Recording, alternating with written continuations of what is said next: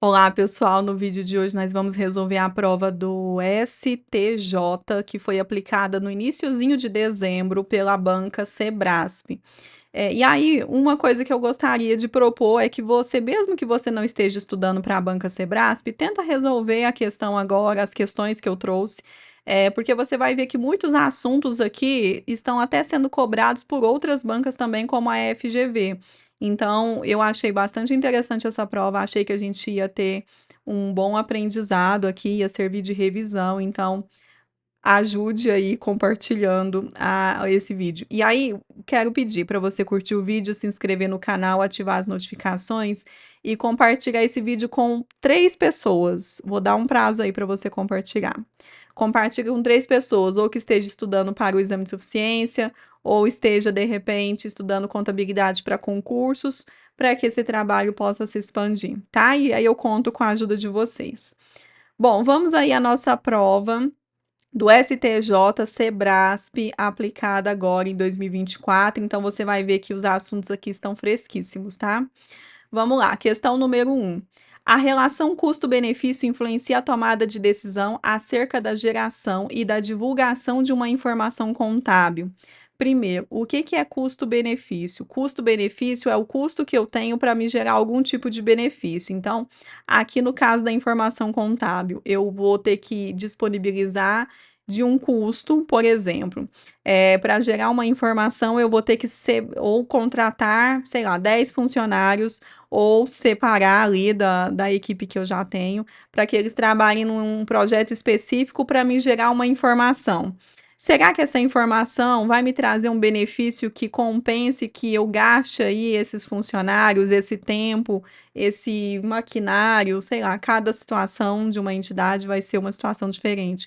Então, o custo-benefício é isso, é essa relação entre custo, o gasto que eu vou ter ali para gerar essa informação, e o benefício que essa informação vai me trazer. Então, a gente vai ver que essa relação de custo-benefício, inclusive, ela está sendo muito cobrada pela FGV também. A gente tem que lembrar que o custo é uma restrição na informação.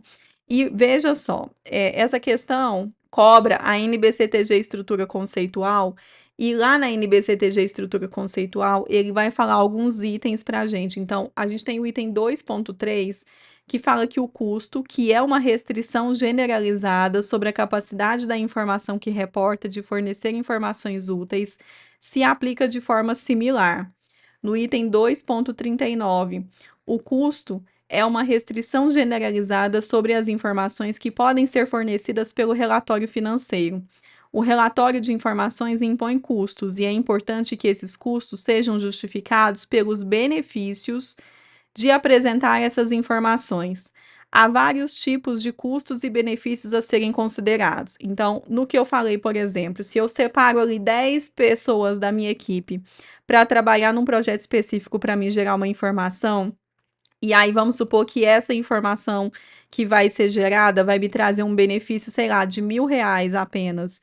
Será que o custo realmente vai compensar? Compensa, eu gastei muito mais do que R$ 1.000, pensa no salário de todos esses funcionários, no tempo deles, no sistema que eu utilizei. Então, o custo para produzir essa informação talvez seja uma relação de custo-benefício muito baixa. O custo é muito maior do que o benefício que vai me trazer. Então, isso a gente tem que analisar. E a gente tem situações contrárias também, quando o benefício é maior do que o custo. E aí, essa é a situação ideal.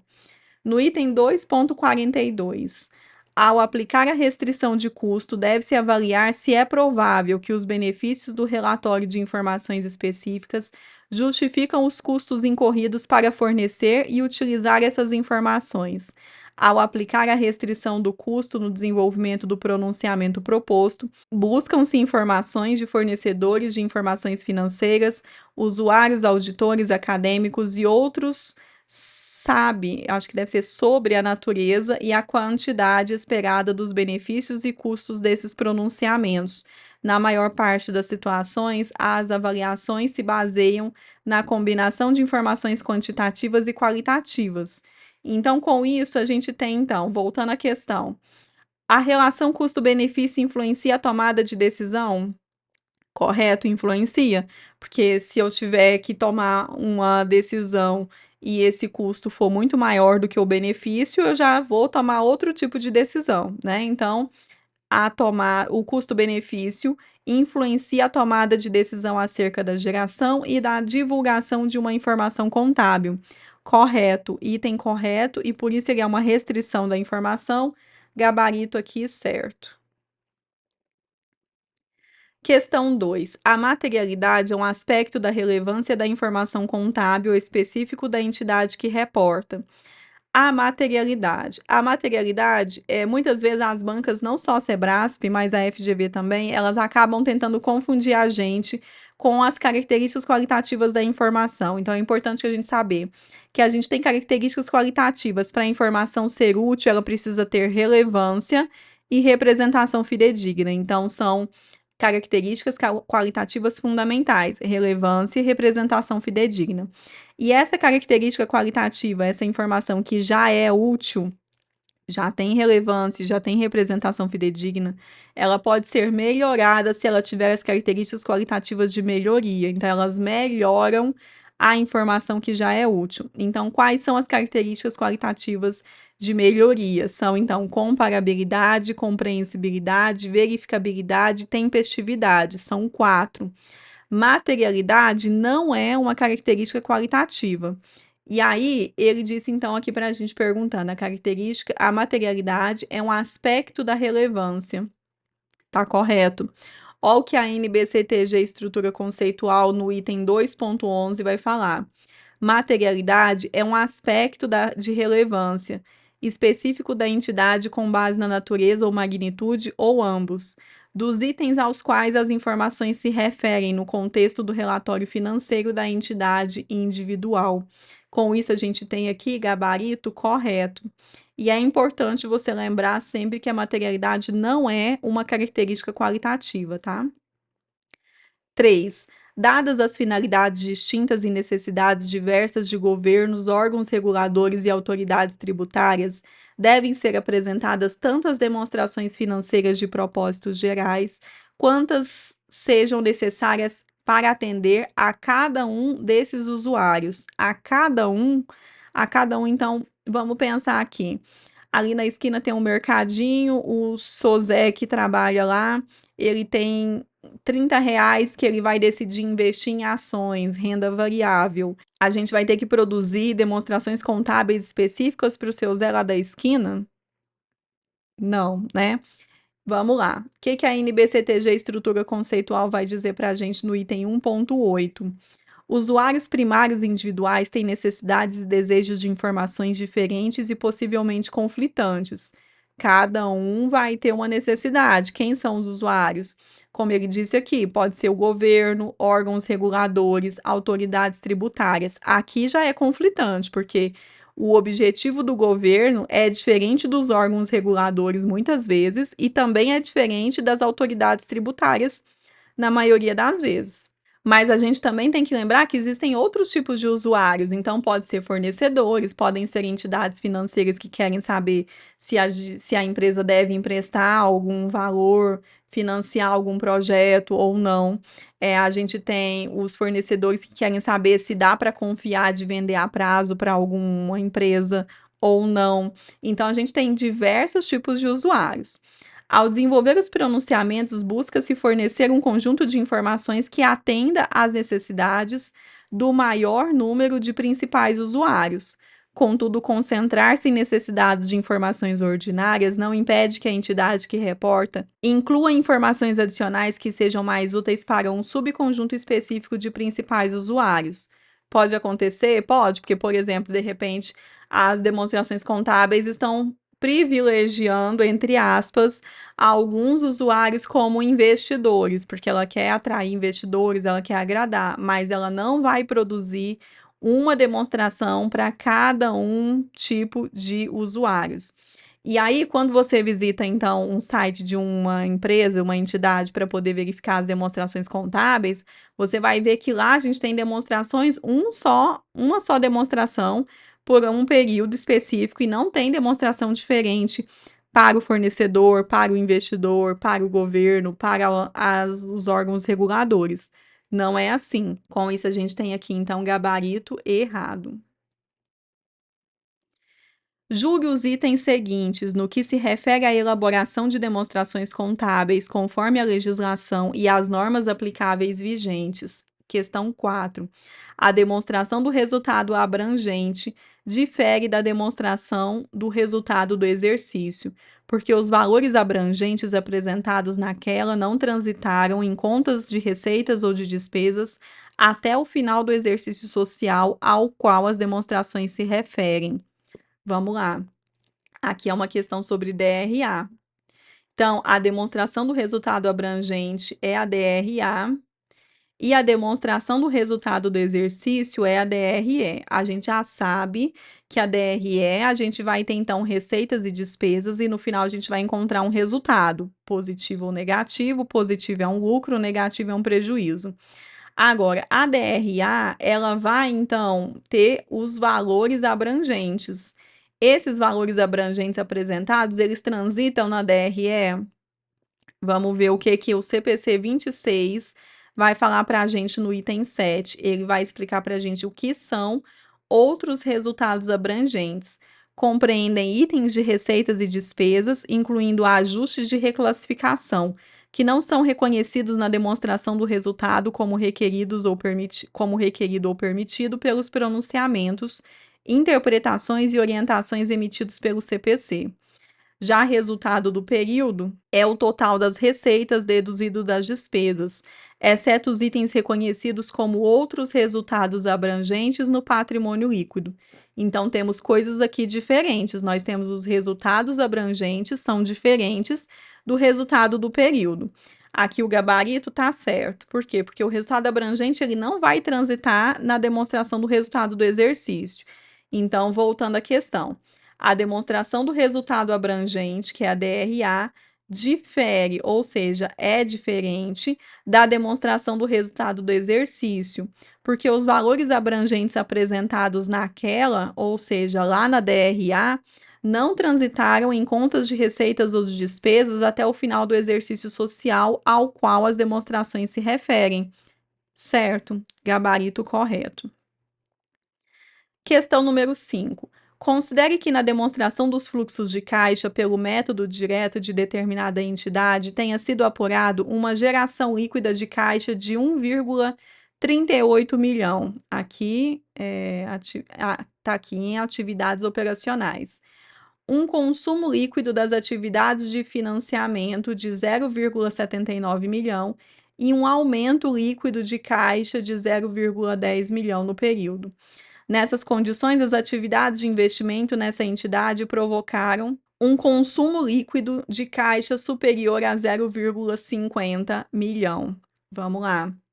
Essa é uma questão de DFC. Para a gente encontrar, então, qual é um caixa consumido aqui, a gente tem, então, que as atividades operacionais, mais as atividades de investimento, mais as atividades de financiamento, vão produzir para a gente o que a gente chama de variação de caixa. Ele disse aqui para a gente que nós tivemos, então, tenha sido apurado uma geração líquida de caixa de 1,38 milhão em atividades operacionais, um consumo líquido das atividades de financiamento. Então, financiamento, um consumo, tá? Então, é negativo. Lembra que se a gente tiver um caixa gerado, é positivo, porque a gente gerou e aumentou o caixa. Agora, um caixa consumido é um caixa que foi diminuído, consumido, nós gastamos, então é negativo. Então, um consumo líquido das atividades de financiamento de 0,79 milhão e um aumento líquido de caixa, então a variação final foi de 0,10 milhão. Então, a gente tem que encontrar aqui. Nessas condições, as atividades de investimento nessa entidade provocaram um consumo líquido de caixa. Então, as atividades de investimento, é isso que a gente tem que encontrar.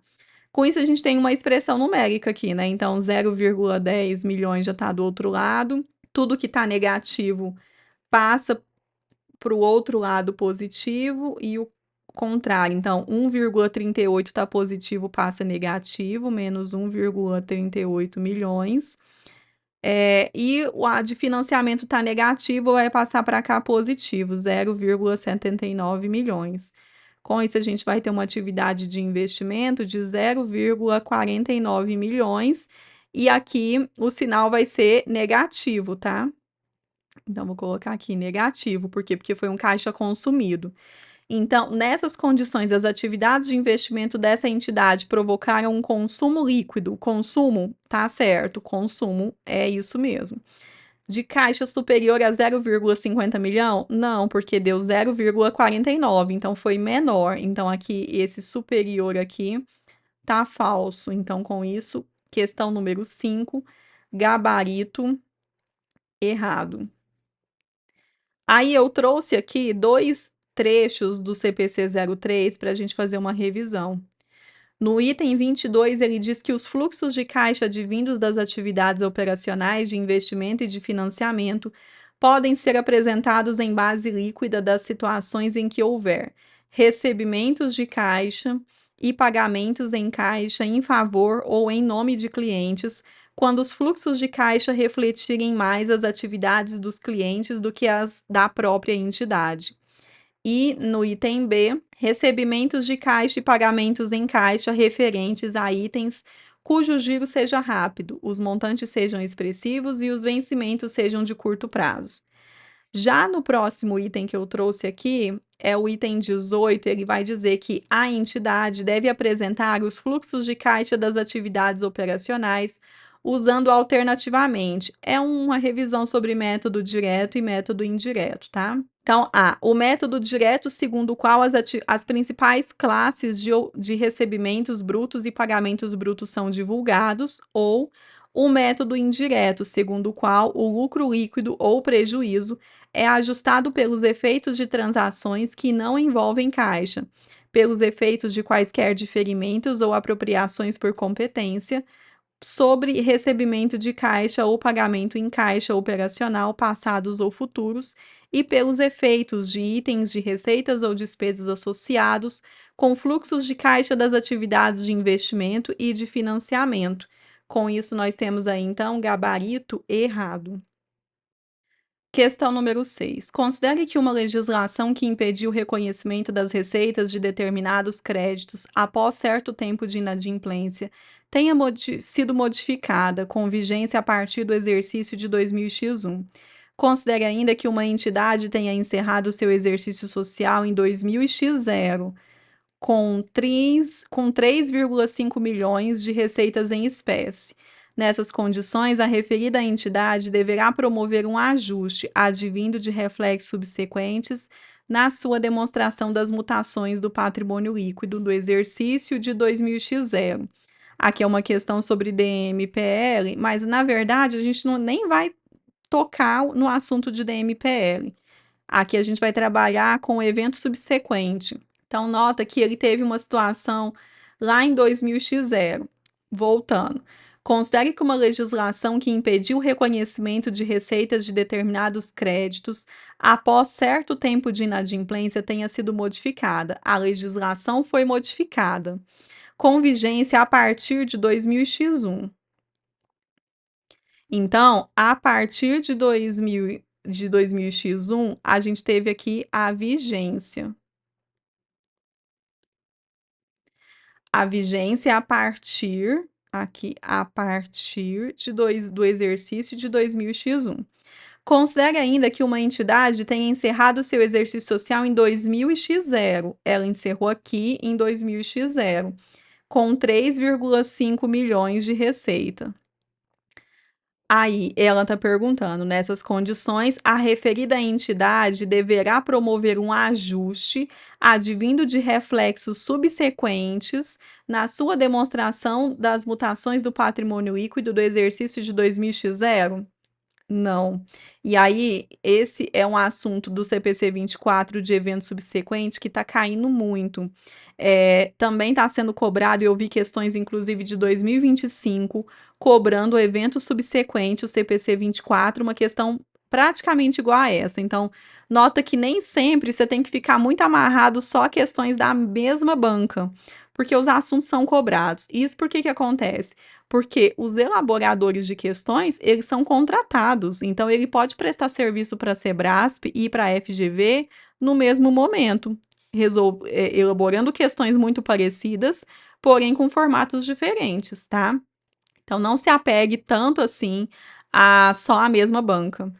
Então vamos lá, o que que o evento subsequente fala? No item 3, ele fala que evento subsequente ao período a que se refere as demonstrações contábeis é aquele evento favorável ou desfavorável que ocorre entre a data final do período, então, entre a data final do período a que se referem as demonstrações contábeis e a data na qual é autorizada a emissão dessas demonstrações.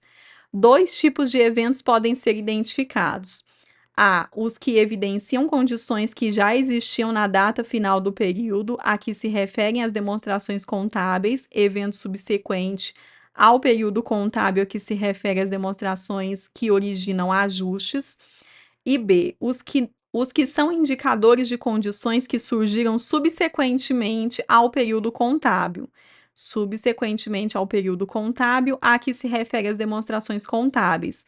Evento subsequente ao período contábil a que se refere as demonstrações que não originam ajustes, que é o nosso caso aqui, não vai originar ajustes. No item 10, ele diz que a entidade não deve ajustar os valores reconhecidos em suas demonstrações contábeis por eventos subsequentes que são indicadores de condições que surgiram após o período contábil a que se referem as demonstrações. Então, com isso, a gente tem gabarito errado. Voltando à questão. Na questão, ele diz então que a situação aconteceu, a legislação foi atualizada em 2021, 2000x1, considerando que a vigência seria a partir de 2021, toda hora eu confundo, eu coloco 2020, né? Eu esqueço do x0, 2000x0. Então a vigência é a partir de 2000x1. Então, ele diz: nessas condições, a referida entidade deverá promover um ajuste advindo de reflexos subsequentes na sua demonstração das mutações do patrimônio líquido do exercício de 2000x0? Não, não por quê? Porque em 2000x0 aqui a gente já tem a demonstração emitida. A gente só vai então continuar, vai deixar aqui 2000x0 a demonstração do jeito que ela tá, e a demonstração de 2000x1 a gente vai sim poder fazer esse ajuste caso seja necessário. Então, questão número 6, errado. 7. No que diz respeito ao conceito e ao tratamento de itens patrimoniais, ativos e passivos, julgue os itens que seguem. 7. Suponha que ao final de outubro de determinado ano, uma indústria tenha realizado a venda de um equipamento industrial de sua produção pelo valor de R$ 100.000, a ser recebida ao final de um prazo de 14 meses, e que a taxa de juros implícita nessa transação leve um coeficiente de deságio de 1,32. Nessas condições, tendo o equipamento sido entregue e aceito pelo comprador, a expressão contábil dessa transação no momento de sua realização é apresentada a seguir: débito contas a receber a longo prazo, R$ 100.000, débito dedução à receita bruta, R$ 75.757,57, crédito receita bruta de venda, R$ 100.000, crédito ajuste a valor presente, R$ 75.757,57.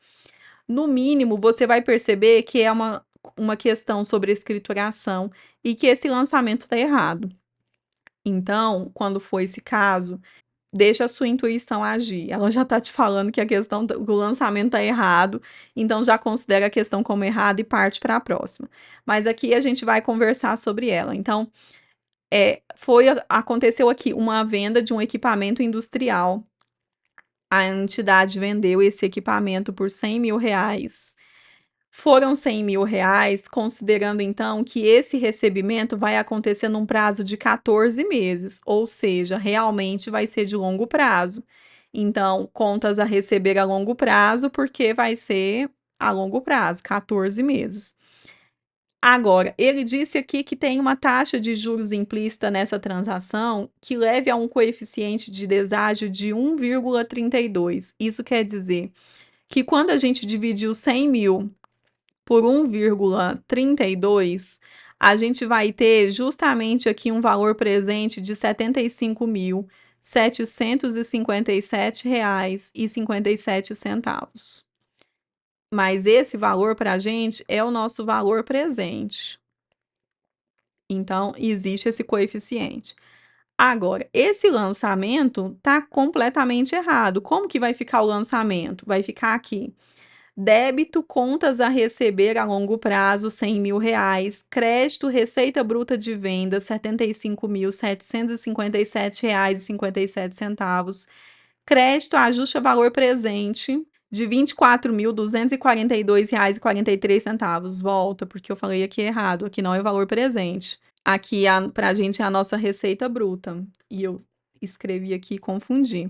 O valor presente é a diferença desse valor. Volta. Eu vou colocar só como receita.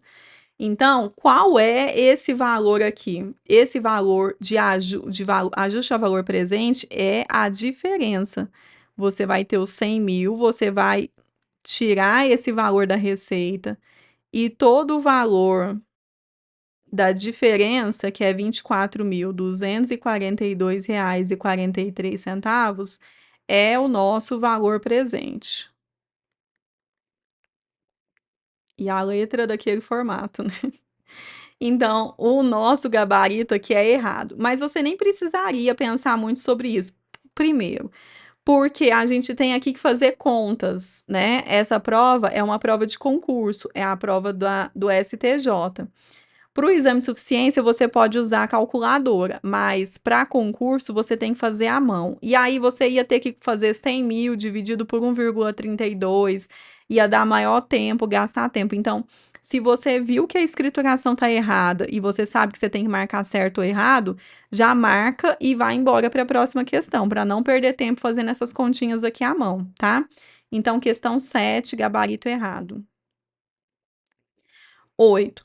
As contas a receber podem englobar operações com clientes não ligados à companhia e com clientes ligados à companhia, inclusas as entidades ligadas, devendo tal situação ser evidenciada nas demonstrações contábeis.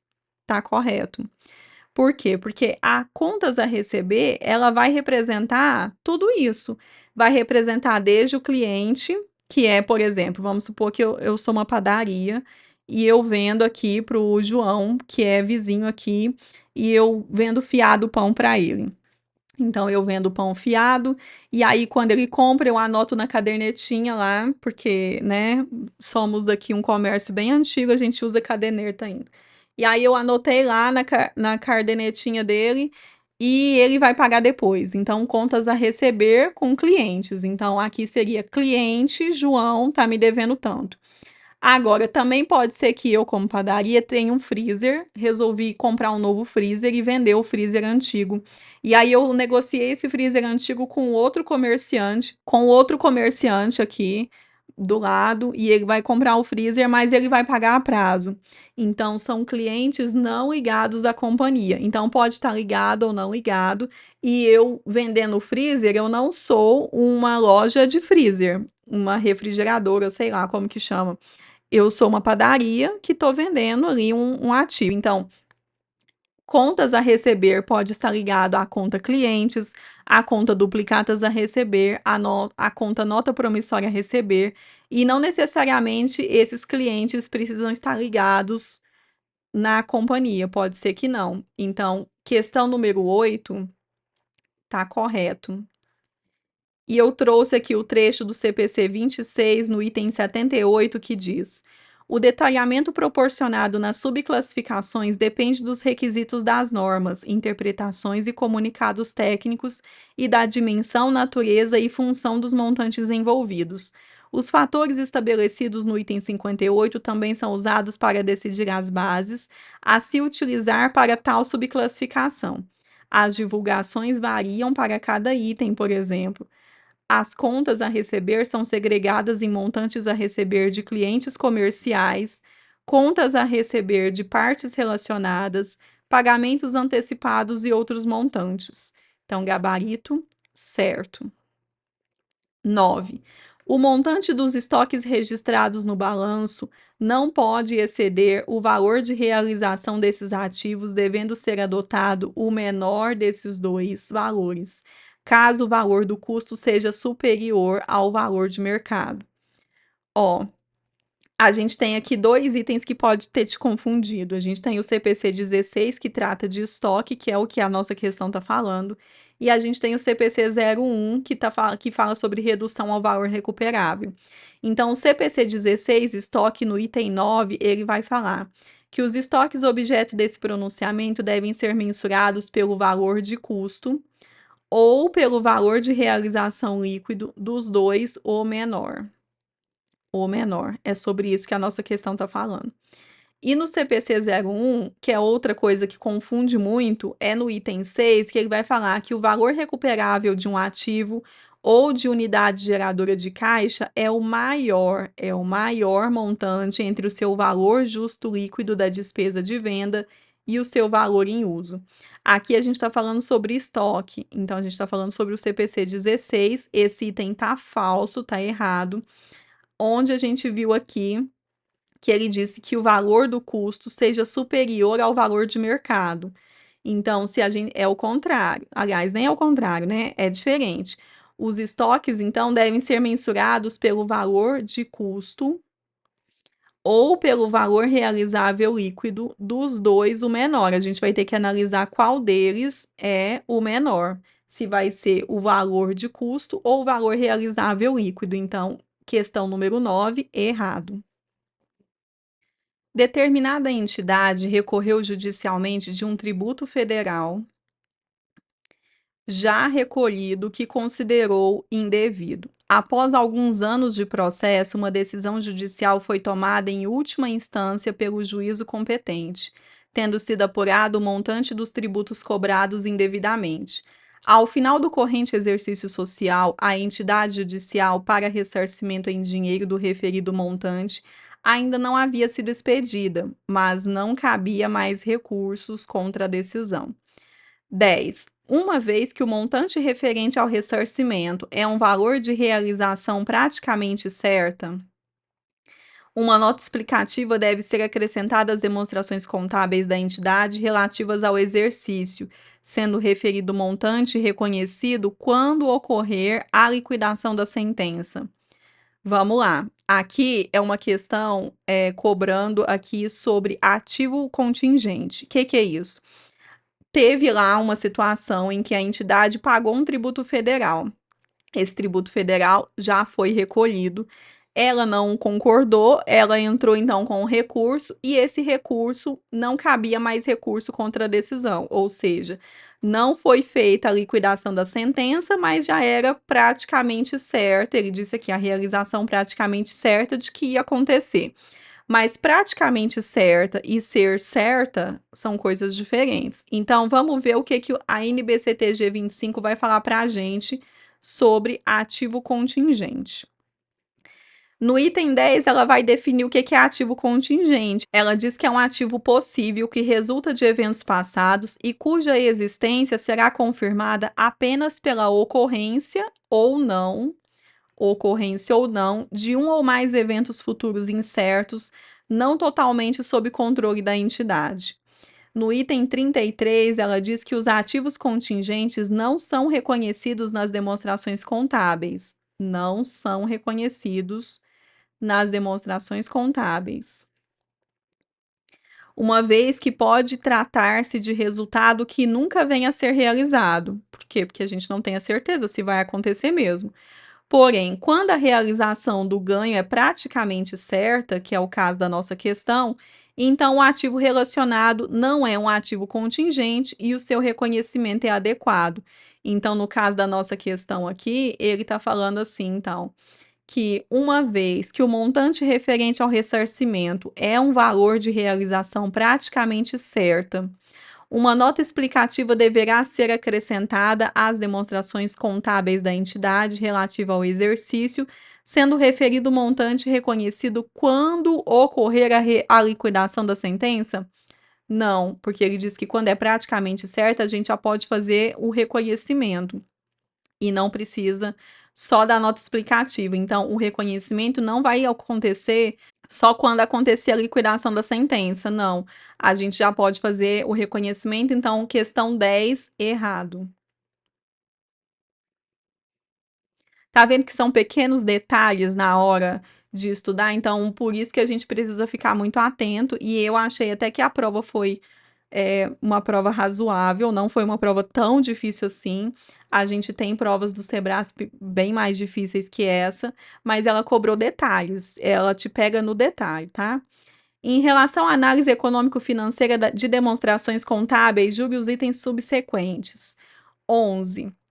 Enquanto a análise horizontal compara contas ou subgrupos das demonstrações contábeis com os grupos maiores aos quais pertencem dentro do mesmo exercício, a análise vertical compara o mesmo item das demonstrações contábeis ao longo de diferentes exercícios sociais, diferença que impede que tais técnicas sejam utilizadas em conjunto.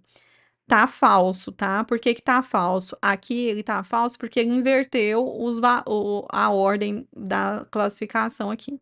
Vamos pensar aqui, por exemplo, que a gente vai ter aqui 2 exercícios sociais, uma demonstração contábil, que aqui a gente vai usar, vamos usar aqui o balanço patrimonial. Então a gente tem o período de X0 e o período do X1. A gente vai analisar então o grupo do ativo. Dentro do ativo a gente tem a conta caixa, a gente tem a conta bancos, a gente tem estoques e a gente tem que analisar.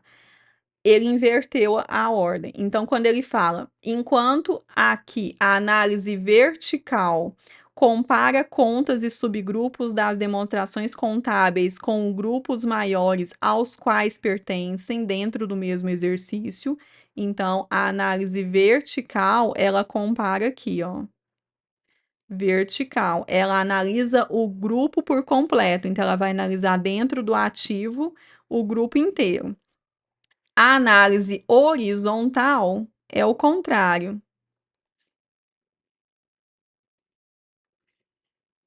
A análise horizontal, ela vai aqui comparar o mesmo item das demonstrações contábeis ao longo de diferentes exercícios sociais, diferença que impede que tais técnicas sejam utilizadas em conjunto. Então, aqui é a horizontal. Então, vertical inteiro, o grupo inteiro.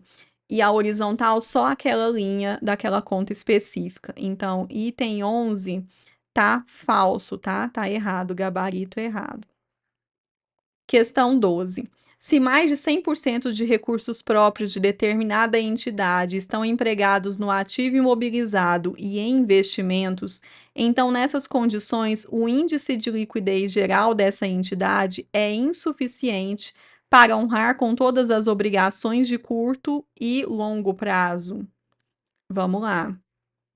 A gente tem aqui que mais de 100% dos recursos próprios, ou seja, mais de 100% do ativo, ele está empregado dentro do ativo imobilizado e dentro de investimentos. Ora, esses dois aqui é um ativo não circulante. Cadê o ativo circulante, então? Se mais de 100%, não existe mais de 100%, né? Mas mais de 100% está aqui dentro do ativo não circulante, então quer dizer que o ativo circulante aqui é zero. Como que a gente faz para analisar o índice de liquidez geral? O índice de liquidez geral, ele é o ativo circulante dividido pelo passivo circulante. Com isso, a gente, se a gen o índice de com isso, se o ativo circulante é zero, a gente vai ter então que o valor vai ser insuficiente para honrar com todas as obrigações de curto e longo prazo. Logo, a gente tem então que o gabarito está certo, vai ser insuficiente mesmo, não vai ter condições, porque se você não tem nenhum valor fora do imobilizado no investimento, como é que você vai honrar com as suas obrigações de curto prazo, por exemplo? Então tá certo, questão número 12, correto. Bom, pessoal, e essas foram as questões então da nossa prova do STJ. Gostaria de pedir que vocês, por favor, compartilhem esse vídeo com seus amigos que estão estudando para o exame de suficiência ou contabilidade para concursos. E vou deixar aqui as minhas redes sociais, né, além dos links que estão na descrição aqui do vídeo. Muito obrigada por ter assistido até aqui. Bons estudos, a gente se vê no nosso próximo vídeo. Até mais.